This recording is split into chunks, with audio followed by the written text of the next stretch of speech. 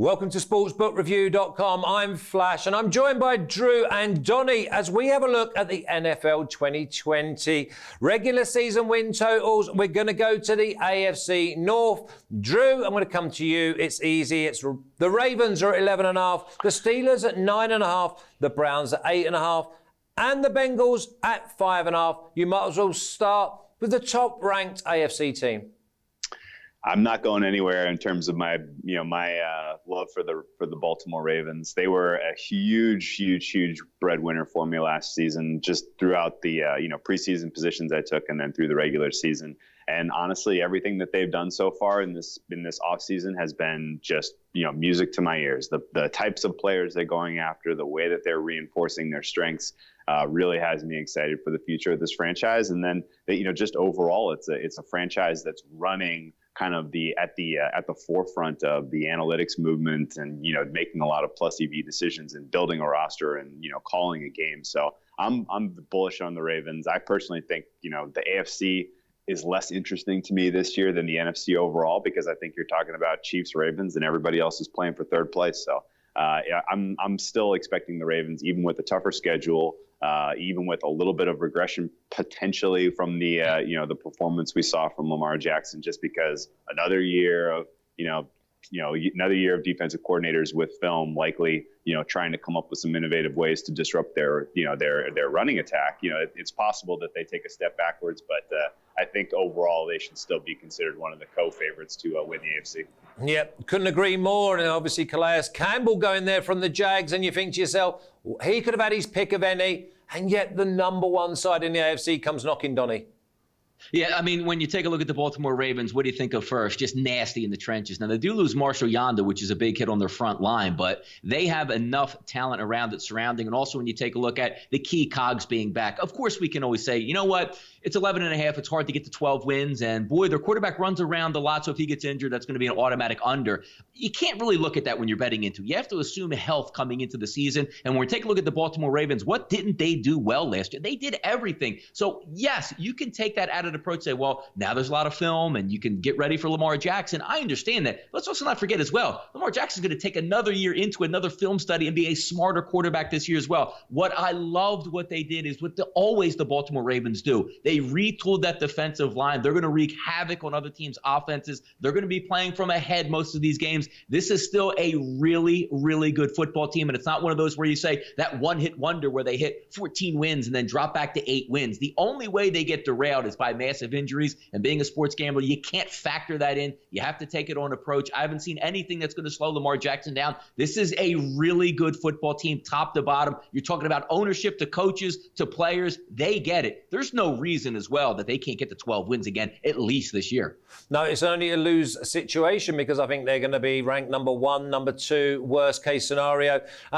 Yeah, I agree. I think the way you played them is exactly the way they got beat. You put in the spies, but now they're going to be able to work with the spies. So they'll spot them, and they might be able to bring up some plays that will maybe take the ball out of Lamar Jackson's hands, because he was the reason for me that they actually faltered at the end after a faultless MVP style year. So what about the Steelers? At 9.5, I look at it and go, under, don't think about it. Very quiet so far, Donny.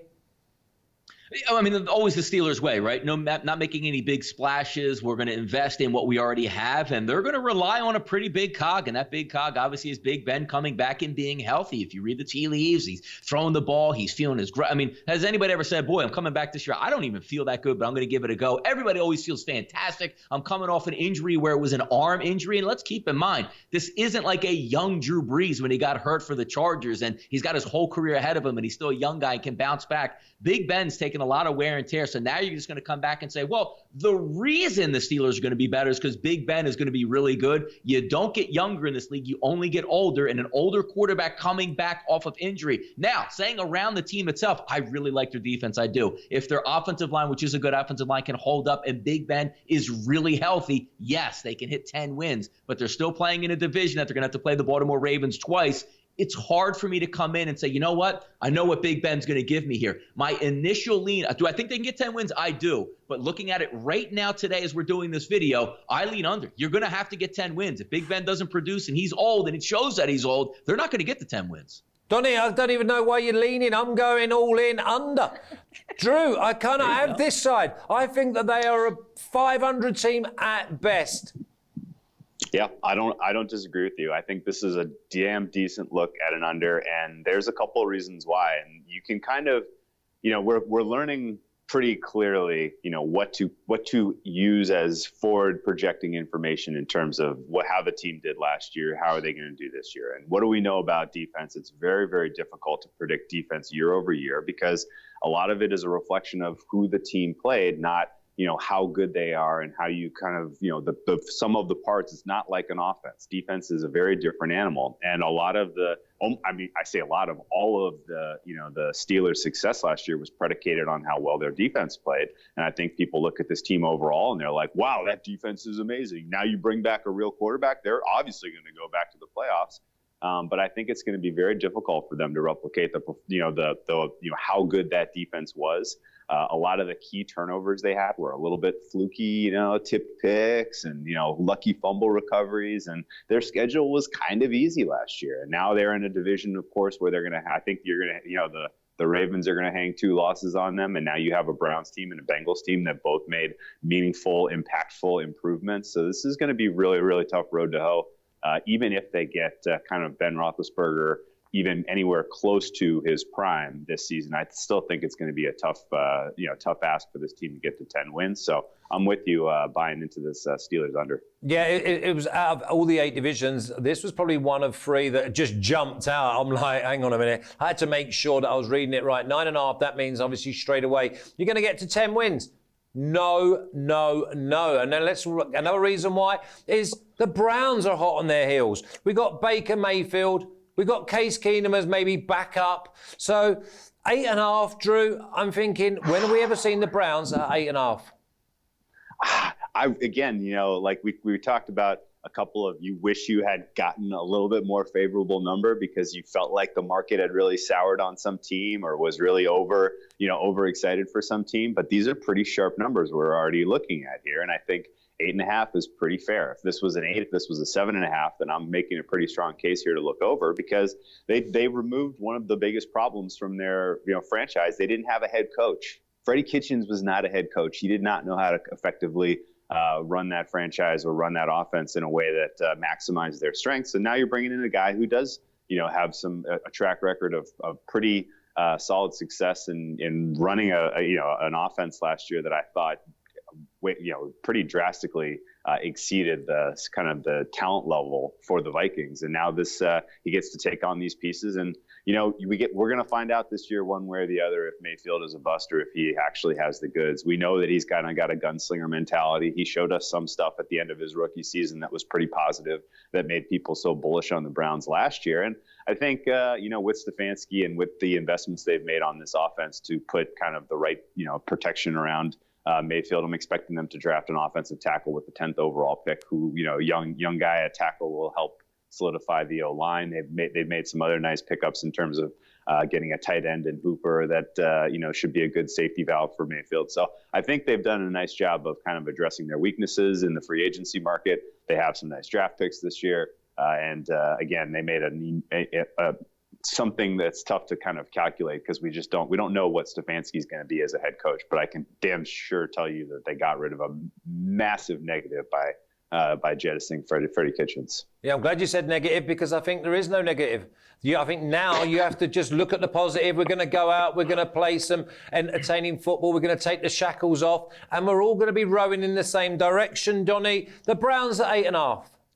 Hey, look, and Drew brings it up. That's a very fair number here because if you just take everything out of the equation, forget anything you knew about the Cleveland Browns last year, forget about what a disaster their head coach is. They finally cut the head off the snake, and you just look at talent on the roster from top to bottom. This is a double-digit win team, but there are some factors that come in where you say, hey, you're not going to get elite quarterback play, or so you don't think. But what happens if you finally take that next step? What happens if Freddie Kitchens was so bad and so an unmotivational leader of men, even though they were so talented they couldn't succeed? Now Baker Mayfield gets a game plan in the pocket. Now he's going to know his reads. They're going to have really good fundamentals throughout the week. You're also talking about a wide receiver core that was injured last year. Now you're assuming they're going to come back healthier. You like what the Cleveland Browns are doing, bolstering the offensive line with still a draft to go. And look at the defense from top to bottom, the talent talent level out there. If this defense comes to play and is even mediocre, this team should win 9 games. I have this team as second overall in the division talent-wise. And I got to say, Freddie Kitchens, again, was so bad last year. Anything that you think can come in this year just as a breath of fresh air should be able to improve that team. The talent is there to get this team total. It's hard for me to say because all you're banking on is saying, well, if Baker Mayfield is really bad, they're not going to get it. I can't look that way. I think Stefanski will be able to get through to him. The talent on this team from running back to wide receiver to tight end to offensive line to defense, it's all there. They can take the next step. They should win 9 games or more this year, to be honest.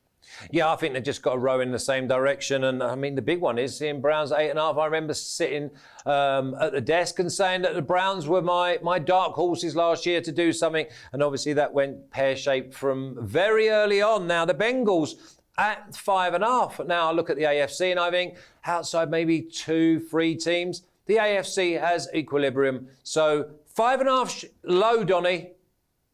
It is low, but again, we're talking about a situation where if you told me that Andy Dalton was going to come back and be the starter, I would look at the 5.5 and go, how can I make this work here where the Bengals get 6 wins if they stay healthy? You forget they didn't have A.J. Green last year. There's a lot of talent on that offense, but again, I like Joe Burrow. I think he's going to be a good quarterback in the NFL. But rookie quarterbacks, you never know. Look, Peyton Manning's a Hall of Famer. He was a terrible quarterback his first year in the NFL, just getting used to it. There's going to be a lot of bump because also, let's not forget again, the same way we used talking about the previous video, talking about the AFC East. It's not so much of how good the Bengals are, but look at the division that they're going to play in, because even if we don't like the Steelers all that much, still a comparable team. Baltimore Ravens, one of the best teams, if not the best team in the NFL. And then you also look at the Cleveland Browns, a team on the come with an 8.5 as a team total. Just by default, this team's going to have to play really good football. And if you throw in a rookie at quarterback, I don't see the 6 wins there. I'll take the under in this one. Okay, under 5.5 is a brave shout, Drew. It is a brave one, but I agree with Donnie's general points. They're not going to find wins in division. They're going to have to get them outside of the division. And if you're talking about, out of your 10 games, they got to get 6.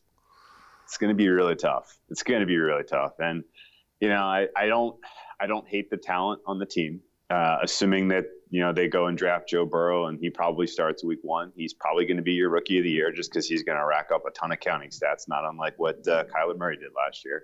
So I think there will be ways to attack positive things from this Bengals season, but I don't think it's going to be wins. I don't think you really want to be able to count on this team being able to play at a high enough level that they're picking off wins against the likes of the Browns, the Steelers, the Ravens, because those teams are just a heck of a lot more talented and a heck of a lot fewer holes. The Bengals, even with a really, really great draft, are still going to have holes on this team. It is trending up for the franchise overall, which is pretty positive, because last season was pretty sad. Obviously, that's how you end up with the number 1 overall pick. So, wrapping up the AFC North, you can only go over the 11.5 with the Ravens, get under the 9.5 with the Steelers, and maybe under 5.5 with the Bengals. That's the AFC North ticked off. Until next time. See you soon. Thanks, boys.